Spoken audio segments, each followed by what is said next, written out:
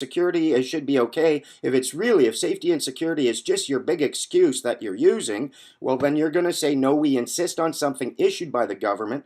We'll look in court at the definition of issued. We'll see that it means you're employed by them, and then the whole thing starts falling apart. So is John Baird there? Can I speak with him?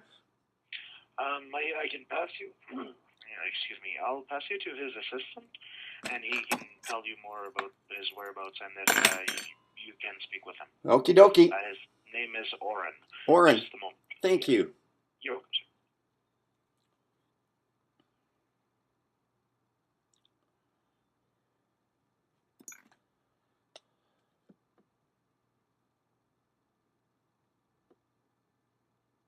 Yeah, you.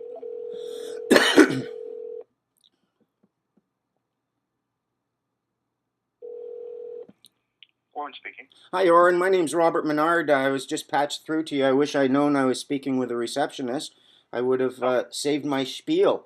But I'll go through it again. On Saturday, I tried to fly WestJet to Edmonton. I'm a bit of a political activist. People in the government know me quite well.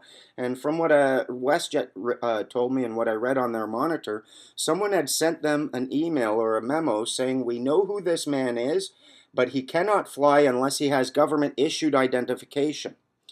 Now, they didn't allow me on the plane. I wasn't allowed to fly, not because I'm on the no-fly list, not because there is any question as to who I am. They know who I am. They know I'm not on the no-fly list, but they claim that according to the regulations, I have to have government-issued identification. Now, I've deconstructed acts and I've read that statute, and it states that they must ask me. Nowhere does it state clearly, specifically, and unequivocally that in the absence of me showing them government-issued ID, they have the power to deny me flight. Here's where it comes in, what the problem is. The remedy that they say is available to me, Transport Canada apparently tells them my remedy is to go get government-issued identification. But I'm not just like the average ignorant Canadian who submits application and accepts things being issued to them without knowing what it means. The remedy that they say I must engage in is to abandon my sovereign status, a whole body of my existing rights, and go and enter into a contract with people that Transport Canada feel are suitable.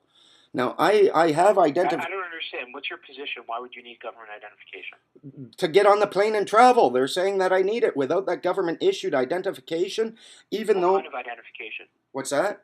What kind of identification? They say either a driver's license, a passport, anything like that. What I have is a notarized affidavit with my picture and my signature on it.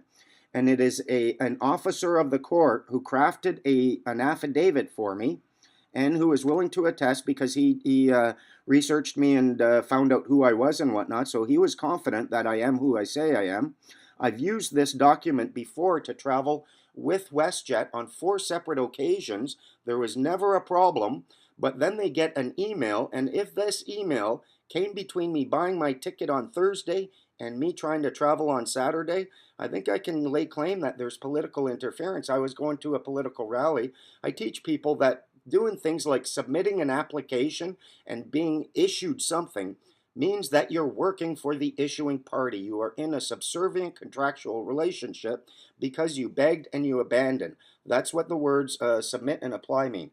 Now, I'm a good and peaceful man. All I want to do is travel on these airlines domestically, not cause harm, but I don't see anywhere in the regulations where it states that I have to enter into a contract with someone, abandon my rights, be issued identification, and then I can fly.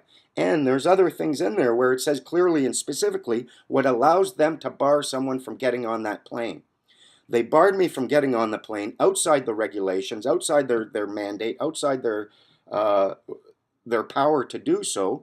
The only reason they have for not letting me on the plane is because I refused to submit an application for identification. Now, if they did put my name on the plane on that list, I could go to federal court and say, review this. And the court would ask the people who put my name on the list, why is his name on the list? The truth would come out because he refuses to abandon his rights. He refuses to submit an application. And the court would say, that's ludicrous. You let him fly. So I can't fly, but I'm not on the list. The remedy available to those people who are on the list isn't available to me. And from my point of view, it looks an awful lot like John Baird or people below him are engaging in extortion. Now, I want to know, my biggest problem is I have a father who's 85 years old, 86 now actually, and he's built like a brick poop house, but he's also an old man. If he passes away, or if he suffers another heart attack, or if he even beckons me to come to his side, I need to be able to get to Windsor immediately.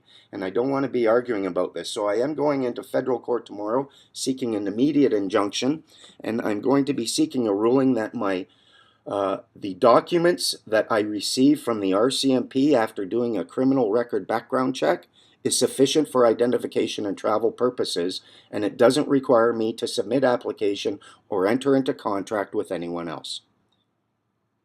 Now, I'd like some help with this because someone between John Baird and somewhere down the line, they decided to interpret these regulations in a manner that to them means only people with government-issued identification can fly. And if you look at the definition of the word issued, it means I am in an employee-employer relationship with them as the employer, me as the employee.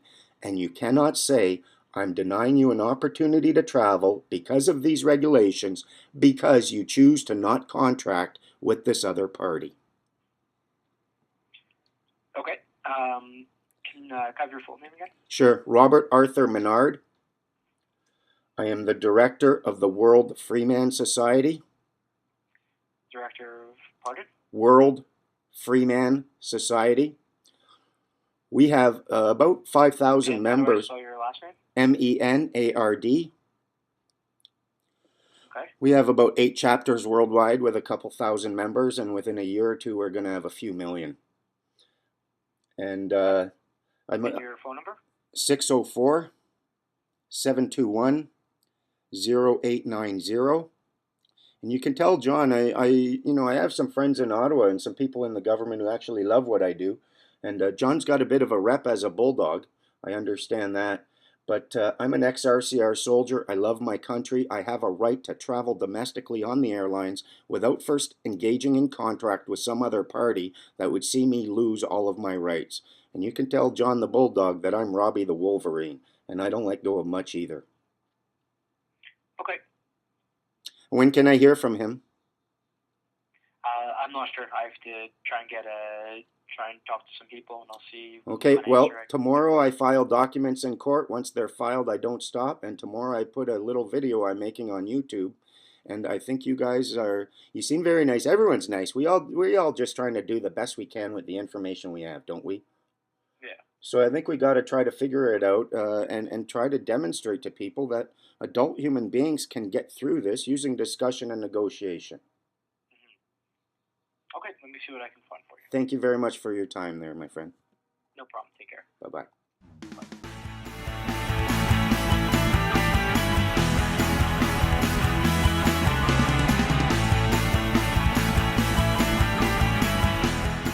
Once again to the high-tech board of truth and justice. And this is going to take a while. You can go get a coffee. Okay, so speeding this up. Here's me.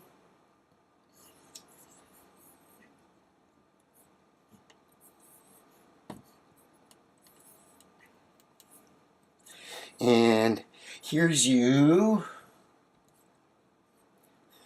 Maybe people are wearing. Here's someone else.